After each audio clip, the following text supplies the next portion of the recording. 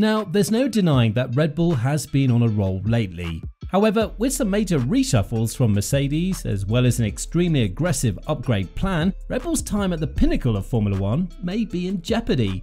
So, without further ado, let's get into the latest news from the Silver Arrows and why they could be on the verge of a major comeback in the coming races. And make sure to stick around until the end to hear from the man behind Mercedes' recovery efforts. So let's get started.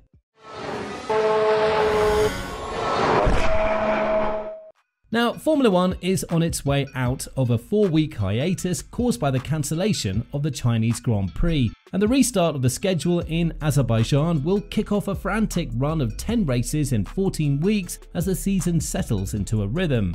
With 3 races under their belts, Mercedes, like the rest of the field, trail Red Bull in terms of pace, with Max Verstappen and Sergio Perez looking comfortably faster than the chasing pack in race trim, taking all 3 wins so far in 2023.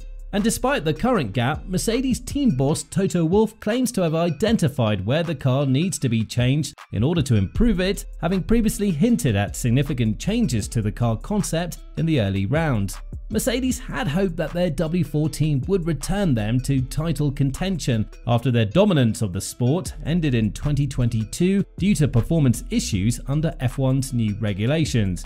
As you all know, that didn't happen. However, following an improved performance at the Australian Grand Prix, where Lewis Hamilton finished second to claim the team's first podium of the season, Wolff believes the team now knows what's needed to improve the W14, revealing an aggressive upgrade strategy in the upcoming races. It's also important to keep on track and not oscillate too much between exuberance and depression, to stay rational and believe in our trajectory, believe in the capability of the team, Wolff revealed. There will be setbacks, but there will also be upgrades and plenty of work that will help us get closer to the front. The machine is continuing to run in Brixworth and Brackley at a fast pace. What you see on track is only the tip of the iceberg, but the performance of the car and power unit is made in these 2 factories. The mindset is great, the spirit is there, and I see a lot of buzz. I believe 100% in our organisation, because our perspective is not always on a single race weekend, not even a single season.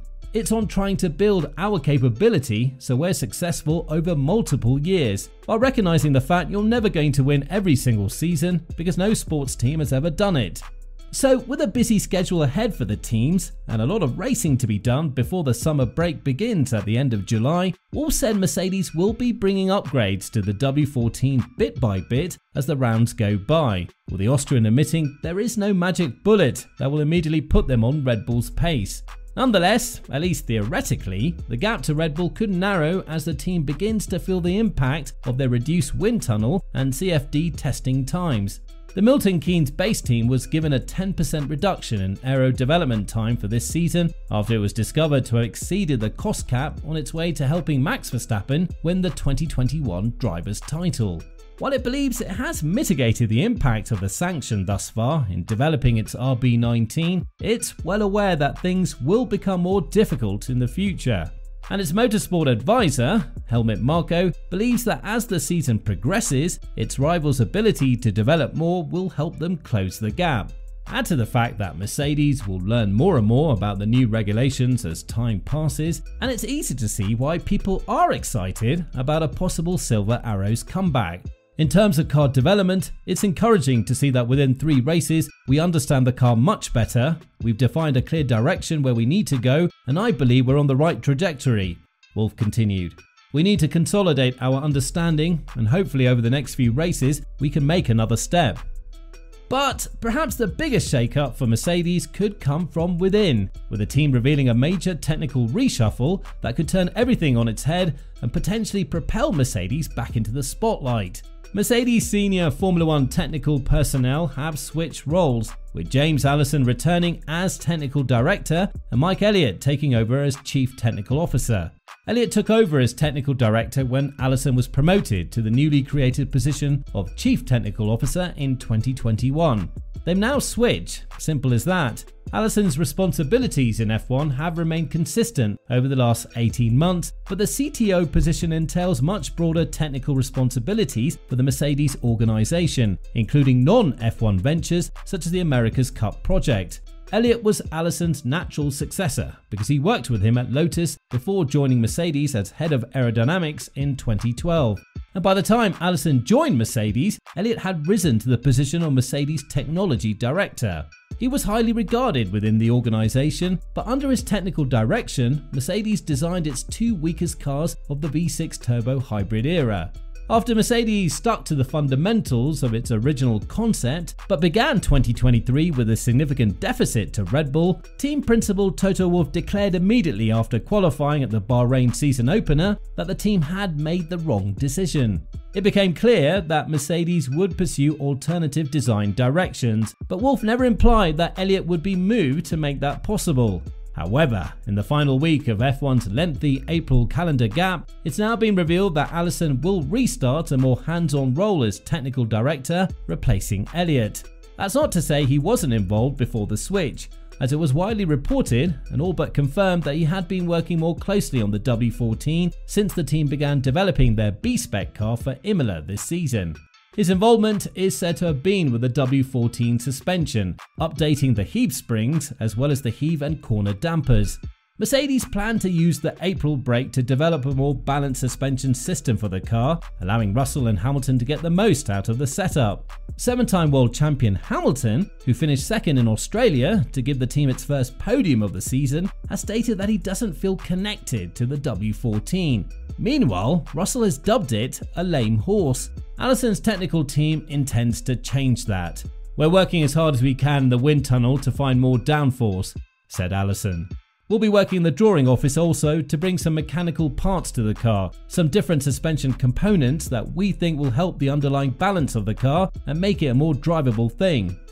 Now, in terms of aerodynamics, it's now almost certain that the step that will arrive at Imola will bring with it significant changes to the W14, both aesthetically and under the hood.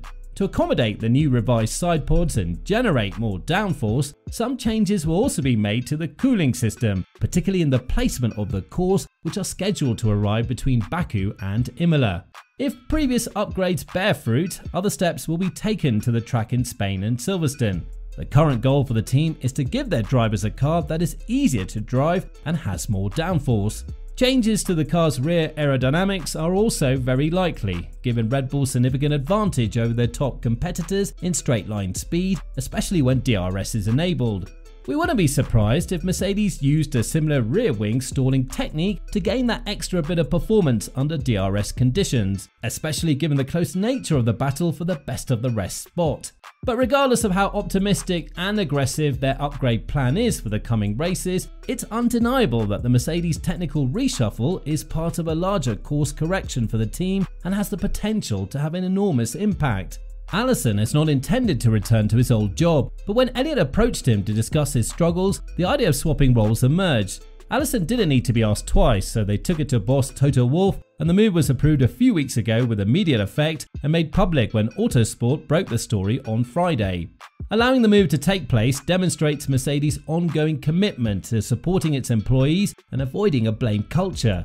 It also confirms that the previous technical reshuffle failed and that a recalibration was required if Mercedes was to return to winning ways. And, at least at the moment, Allison is excited to get back into the thick of it. "I was much less involved than I had been as a technical director. I was more maneuvering around in the sort of 2026 space than in the here and now of the current car.